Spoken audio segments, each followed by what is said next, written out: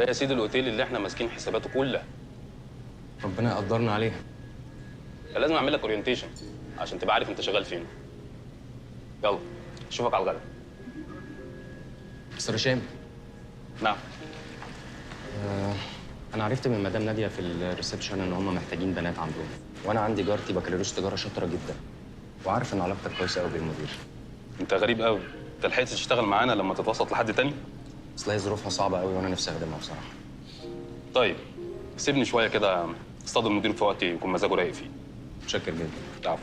هروح اشوف انا شغلي. اتفضل. بعد اذنك. ايه يا كوتش؟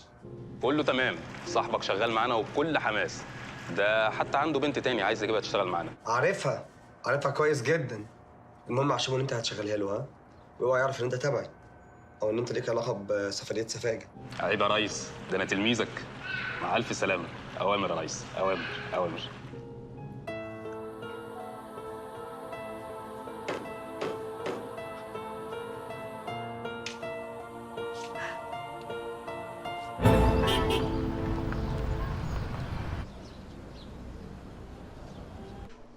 فعلا يا فندم، الدكتور وسيم مشارك بنتي في الرسالة بتاعتها. تقصدي ايه بكلمة يساعدها؟ قصد كل حاجة، هو مشاركها في كتاباتها، مشاركها في الخناقات الزوجية اللي كانت بتصورها وبتكتب عنها. أنا شفته بعيني وهو بيحذف وبيجيب حاجات كتيرة جدا من عنده. يعني ما استغربتيش لما عرفت ان هو طلب منها نص رسالة في نظير الخلع؟ هو أنا في الحقيقة استغربت في الأول، بس بعد كده رجعت قلت لنفسي من حقه. هو شاركها في رسالة الماجستير بتاعتها، يبقى من حقه كمان يشاركها في النجاحات المترتبة على رسالة الماجستير دي. الدفاع يحب يسأل الشهادة في حاجة؟ سعادتك هسأل أقول إيه؟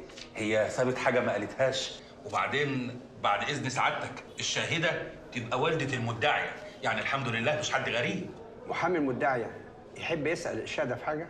لا تمام سعادتك. الشهادة اتفضل.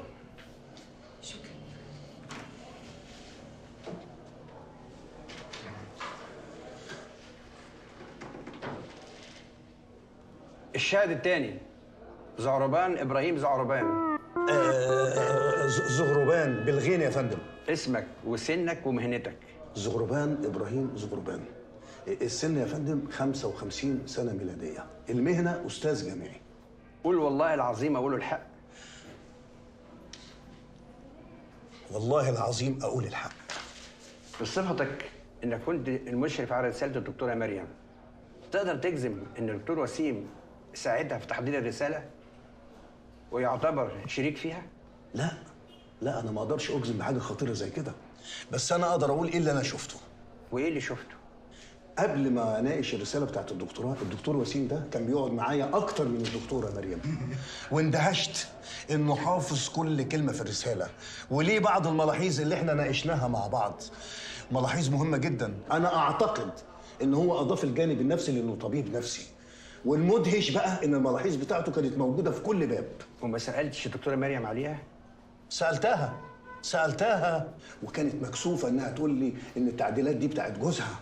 تقصد انها نسبت التعديلات دي لنفسها؟ ايوه، وانا قلت لا يا زغربان، لازم تواجهها بالحقيقه عشان تعترف. وبعدين قلت انا مالي هي وجوزها مسائل عائليه، انا هدخل نفسي ليه في الموضوع؟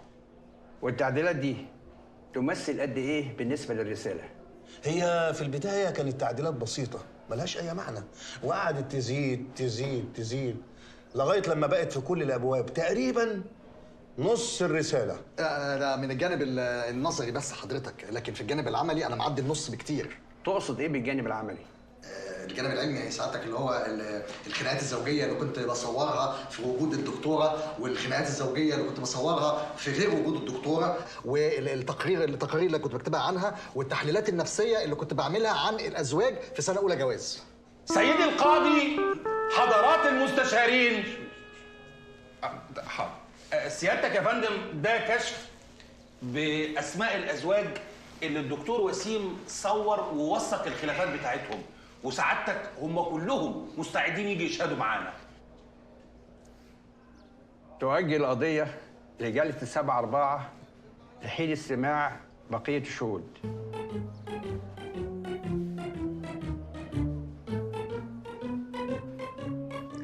الشهود كلهم شهدوا في صفي. مع ذلك مش قادر احس اني فرحان.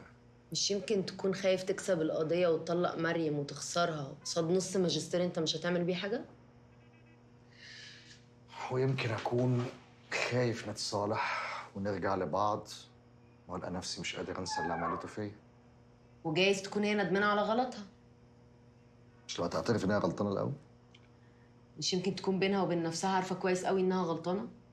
بس هي بقى مستنياك تروح لها وتقول لها انا اسف، انا عايزك انت ومش عايز نص نصيبي في رسالتك. لا مش هقدر اعمل كده. بس انت نفسك تعمل كده. ليه بتقولي ده؟ عشان عارفاك كويس، عارفاك اكتر ما انت عارف نفسك واكتر ما هي فاهماك.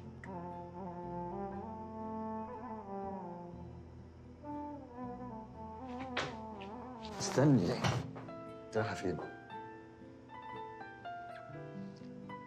هسيبك تفكر في اللي انا قلته لك. أنا عمال اتكلم من الصبح عن نفسي والمفروض ان انت اللي جايه علشان تفضفضيني وتستريحي. لا انا استريحت لما انت فضفضت. طب الزياره الجايه امتى؟ الزيارة الجاية بقى انت اللي هتيجي تقول لي عملت معاها.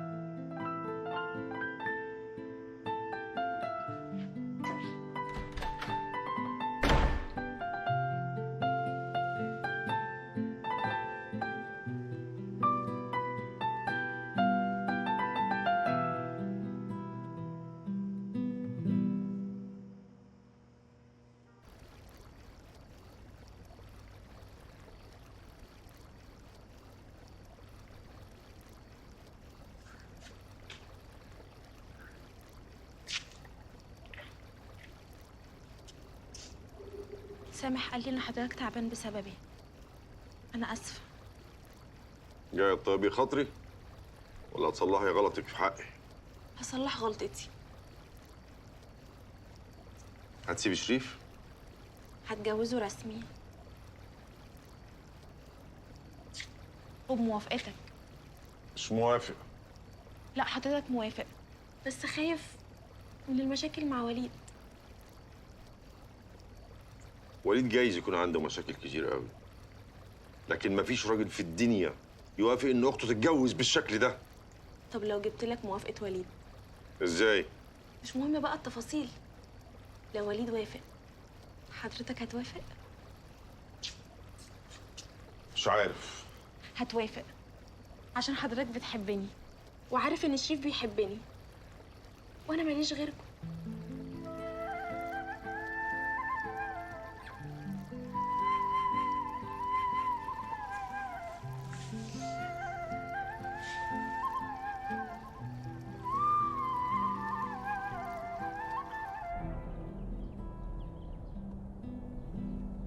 تعالي اتفضلي.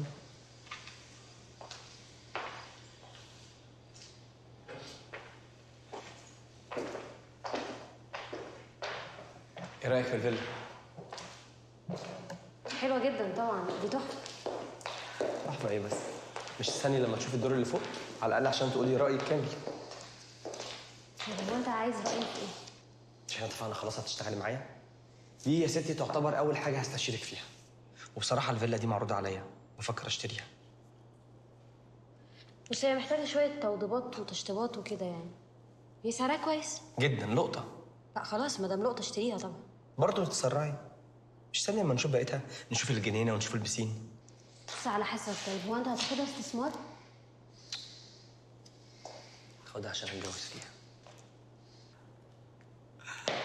مش انت يا ستي كنت قلتي لي ان احنا ما ينفعش نتجوز غير رسمي؟ وما قدرتش. واديني دلوقتي قدرت، عشان اكتشفت اني ما اقدرش اعيش من غيرك. وبعدين بصراحه يعني المشكله عندي ان انا كان عندي عقده من الجواز عموما، بس انا دلوقتي خلاص انا رفعت الرايه البيضاء وبرفع لك ايدي اهو سلمت. قصدك ايه؟ لا كل ده ومش فاهمه؟ بص يا ساره، خدي لي ميعاد من ماما، ولو وافقت تجوزك ليا الفيلا دي كلها هتبقى مهرك.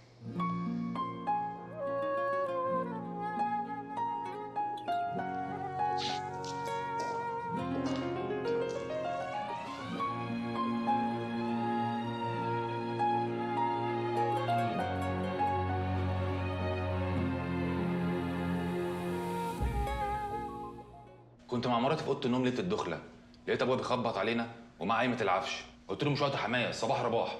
قال لي مش هتلمس بنتي قبل ما تمضي على القايمه. مسكت فيه وطقشته في بنته وطلعنا على الفجر. هايل، الف مبروك. قول لي يا استاذ الهام، مين اللي صور الخناقه دي؟ الاستاذ ده. انت متاكد؟ طبعا متاكد، اصله جالي بعدها مرتين وقعد يسالني ويكتب اجاباتي، وقال لي ان هو بيعمل بحث في الخناقات الزوجيه. طيب والمدام ما تفتكرش انك شفتها قبل كده خالص؟ لا والله، اصل انا من ساعه ما طلعت مراتي ليله الدخله وانا جات لعقده من نسوان الدنيا كلها. شفت سعادتك؟ ده خامس زوج بيثبت ويؤكد انه عمره ما شاف الدكتوره مريم ولا سمع عنها قبل كده.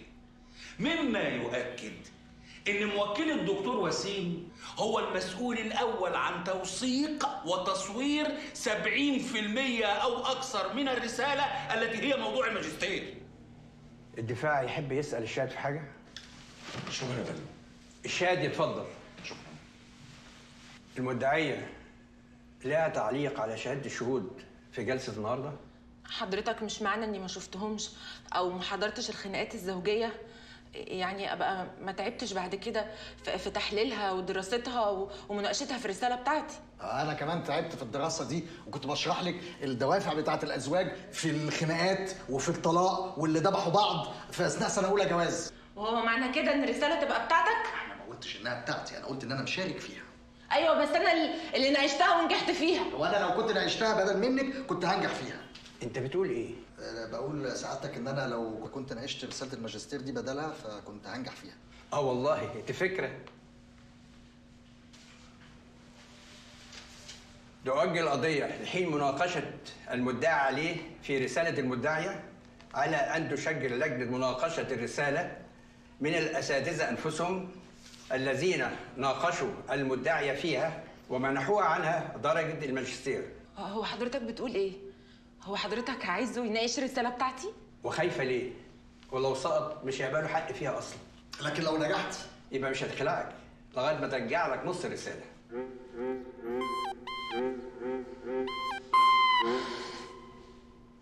اتفضل. مها مضت عقد سكاي توب. بجد؟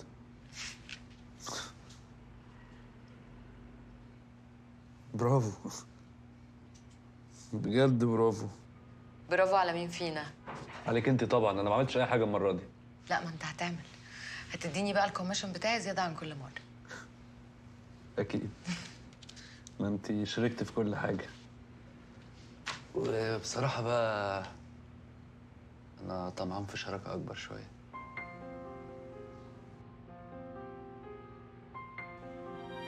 اتجوزيني.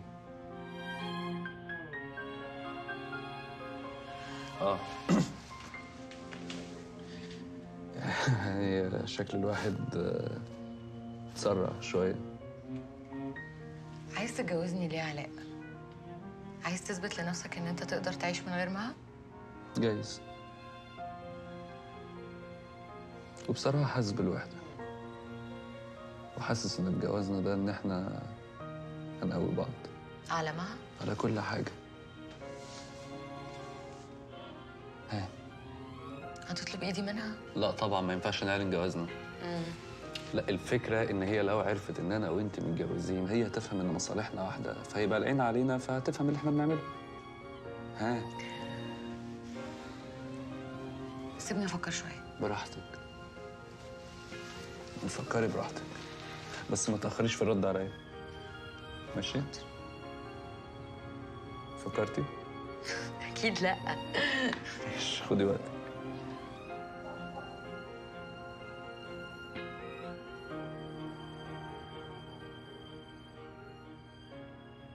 مفاجأة يا دكتور مش كده؟ أنا ما جاش في بالي أبداً إن القاضي يوصل للحل ده. كده بقى المحكمة هتخاطب الجامعة بشكل رسمي عشان مناقشة. ماشي يا دكتور، أشوفك بكرة. سلام. شايفاكي فرحانة يعني.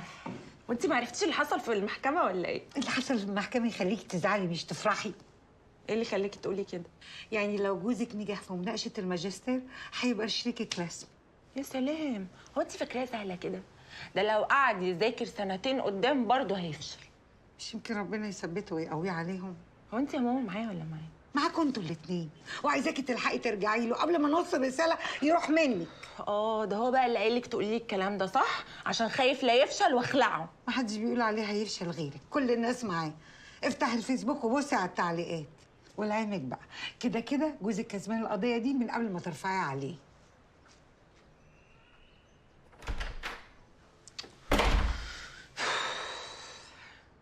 طبعا الرئيس بتاعك ورالك الفيديو اللي اتصور لك وقال لك ان انا اللي جبته له. طبعا شفت الفيديو، امال ايه؟ بس احب اقول لك ان الفيديو ده مش هيفيدك في حاجه، عشان انت ما عندكش اذن من النيابه بتسجيله. ومين قال لك ان انا اللي صورته؟ وبعدين يا وليد بيه، هو لما بيحصل مشكله في مكان ما مش بيرجعوا لكاميرات المراقبه ولا بيقولوا لها ما كانش عندها اذن بالتصوير؟ واضح ان انت لسه صغير قوي على الجيم اللي بتلعبه معانا. طب ما تيجي نكمله للاخر ونشوف مين الكبير ومين الصغير. وماله؟ بس واضح انك ناسي انا بشتغل ايه ومركزي ايه. صدقني مش هتعرف تعمل معايا حاجه. انت عارف ان مركزك ده هو اللي مخوفك. طول عمرك بتتحامى فيه، دلوقتي بقى نقطه ضعفك يا وليد بيه. بتجيب من الاخر وتقول لي عايز ايه بالظبط؟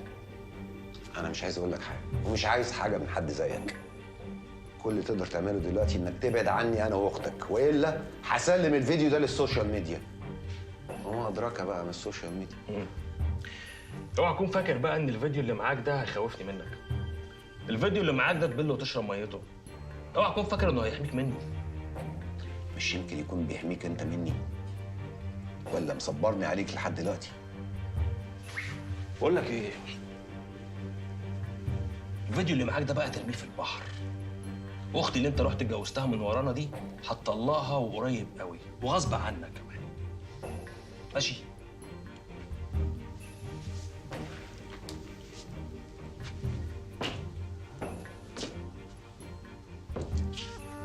الكلام اللي عندي خلص.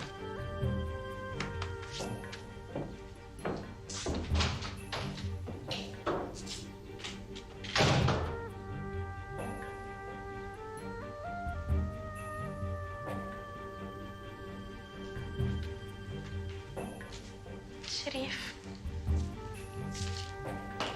ما تخافيش، مش هيقدر يقرب لنا تاني. خلاص بقى، رواي خلاص.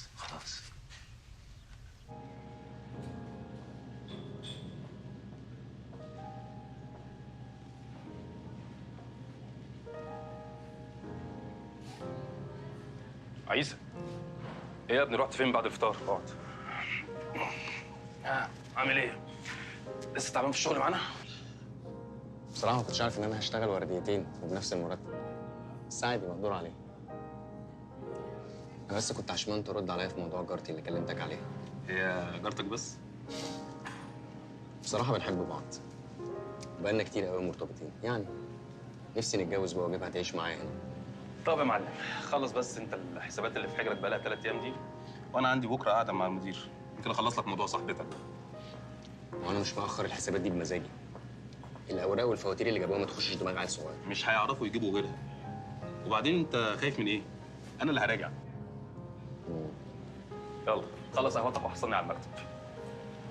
انت قلت لي صاحبتك دي معاها ايه؟ بكالوريوس تجاره. طب يا معلم، ممكن تشتغل معانا في الحسابات.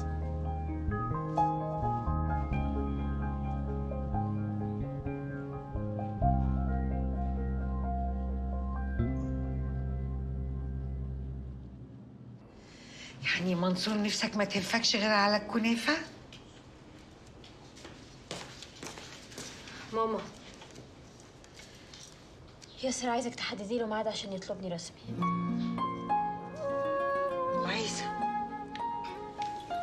عايزة في اللي مكفيه.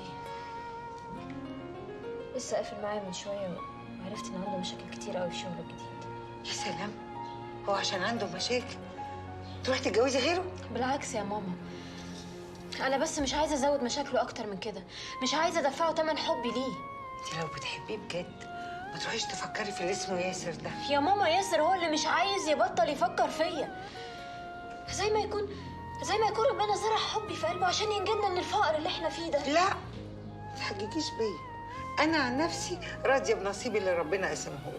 وانا بقى ما عدتش مستحمله نصيبي ده اكتر من كده، ولا عدت مستحمله الذل اللي ربنا خلقني فيه من ساعه ما اتولدت. يا بنتي يا بنتي يا بنتي عقلي، انت بعد ما تتجوزيه وتشبعي من فلوسه هتجري تدوري على عيسى عشان ده اللي انت حبيتيه بجد. ما بقاش من حقي احب واتحب يا ماما، ولا بقيت عايزه اي حاجه من الدنيا دي غير اني اعيش بكرامتي. انا مش عارفه الراجل ده وعدك بايه غيرك كده. طبعا استغل سفر عيسى عشان يلعب في دماغك، صح؟ طيب انا هقول ان انت مستنيه يوم الخميس الجاي.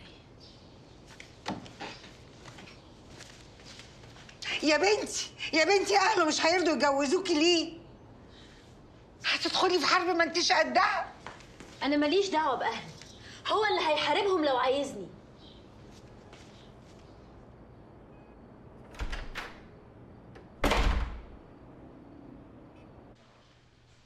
ها ايه رايك؟ انا جبت العمال يشتغلوا زي ما اتفقت معاكي بالظبط. بسرعه كده؟ لا طبعا بسرعه، عشان بس تعرفي ان انا بحبك. ها بصي بقى يا ستي، في حاجه كمان. ايه ده؟ يا رب تعجبك. دي الماظ. حلوه؟ ايوه بس احنا ما اتخطبناش لسه عشان تجيب لي شبكه. مين قال لك بقى ان دي شبكه؟ دي تقدري تقولي كده ان هي هديه بسيطه عشان اثبت لك قد ايه انا بحبك بس بطريقتي. لو هيبقى عندك مشكله ما تلبسهاش دلوقتي قدام مامتك ولا قدام اي حد، بس خليها معاكي. طيب عموما انا قلت لماما ان انت عايز تتجوزني، وهي ان شاء الله هتستناك يوم الخميس الجاي. طيب كويس جدا، وانا هستعد من دلوقتي. ما تفرحش قوي كده، هي اصلها مش مبسوطه يعني، وجايز تعقرب لنا الجوازه. ما تخافيش، انا هعرف ازاي اقنعها بطريقتي. مين الغلس اللي بيتكلم دلوقتي؟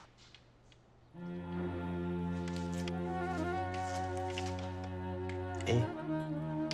مش هتردي؟ لا. اتفضلي.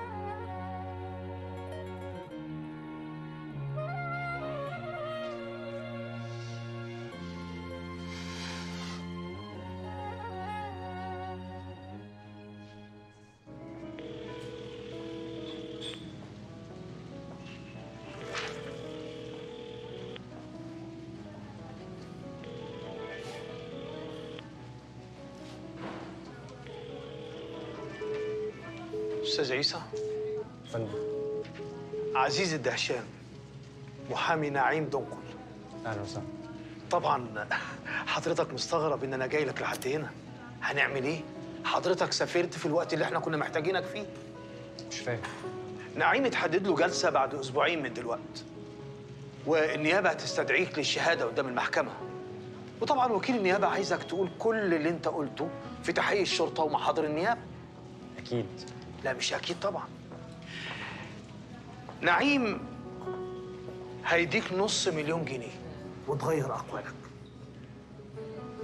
استاذ عيسى، هتتكلم هتخسر نعيم، هتسكت هتكسب الفلوس. ده غير ان هتبقى قدامك فرصه انك ترجع تاني تشتغل مع نعيم بعد ما يخرج براءه. وانت فاكر ان هو يخرج براءه؟ طبعا.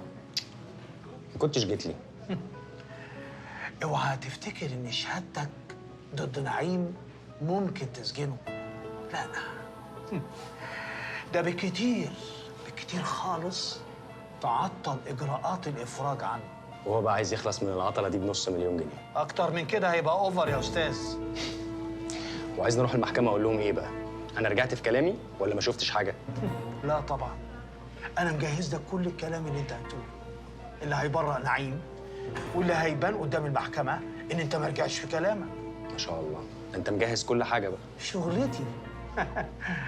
فكر براحتك، انا بايت معاك في نفس الاوتيل وحاجز لك معايا في نفس الطياره اللي راجعه القاهره بكره. سلام. سلام.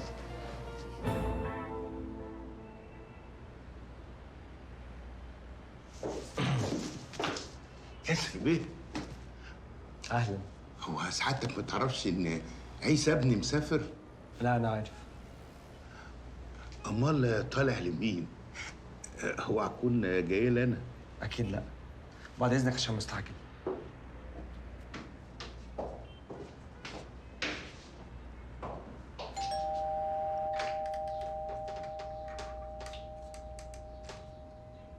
مساء الخير. مساء النور. انا ياسر الشغربي. اهلا وسهلا، اتفضل.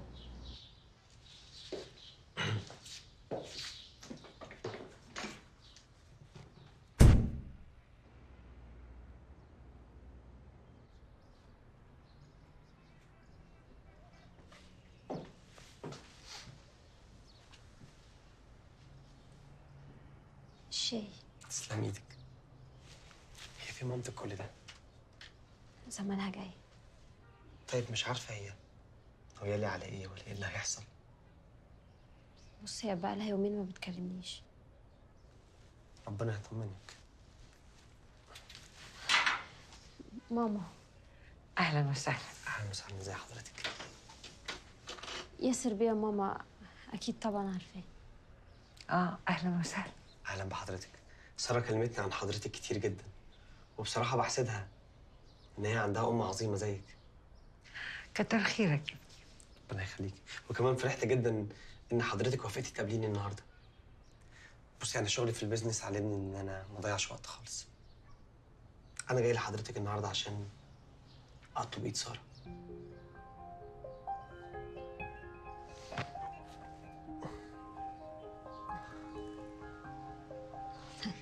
طب ايه يا ماما؟ ساكته ليه؟ انت عاوز تتجوز بنتي؟ ايوه طبعا، بكل الشرف. بس احنا ناس غلابه زي ما انت عارف. بالعكس، ساره بالنسبه لي اهم واغنى بنت في الدنيا كلها.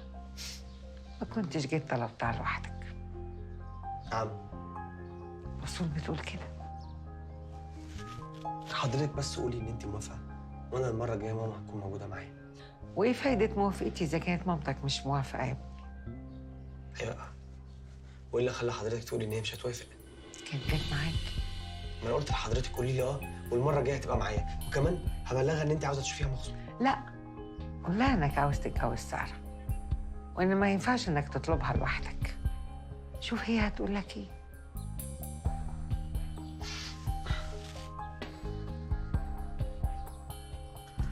عن اذنكم. اتفضلي يا فندم.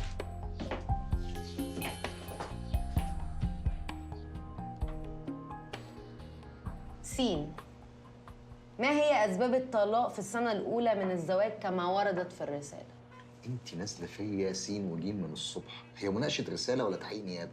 الله، ما أنا لازم أصعبها عليك عشان المناقشة تيجي سهلة إن شاء الله. انتوا قاعدين هنا وياسر الشواربي قاعد مع ساره وفاطمه بقاله يجي نص ساعه. انت عرفت منين بقاله نص ساعه؟ ما انا واقف لهم على السلم من ساعتها. ما تعرفش جاي ليه؟ وانا اعرف منين؟ اهو لابس الحته اللي على الحبل كانه رايح الاوبرا، وشايل علبه شوكولاته قد كده. بصراحه انا عيني طلعت عليها. ما هو لو لابس الحتة اللي على الحبل ومعاه شوكولاتة قد كده يبقى أكيد جاي يتقدم. اوعي تقولي لي جاي تقدم لساره. امال يعني جاي يتقدم لمريم؟ طب وازاي يجي فجاه كده؟ لا، ما هو أكيد ما جاش فجأة، أكيد واخد ميعاد. معقوله؟ عايزه تقول ان ساره وفاطمه كانوا عارفين ومخبيين عليا؟ اهدى بس دلوقتي، هو شويه وهينزل وانا اعرف كل حاجه. اهدى ايه؟ انا هطلع اتشعلق لهم على السلم. يا ملص ما تتهورش. سين، أسباب الخلافات الزوجية التي تؤدي إلى الطلاق.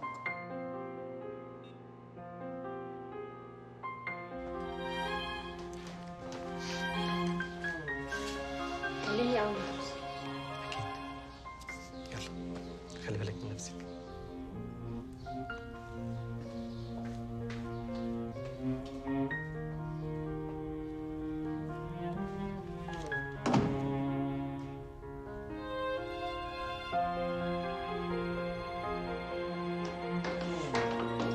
ما بدري يا ياسر بيه، مش كنت تقول لنا انك جاي؟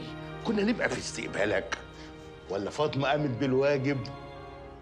لا ما تقلقش، فاطمه قامت بالواجب وزياده.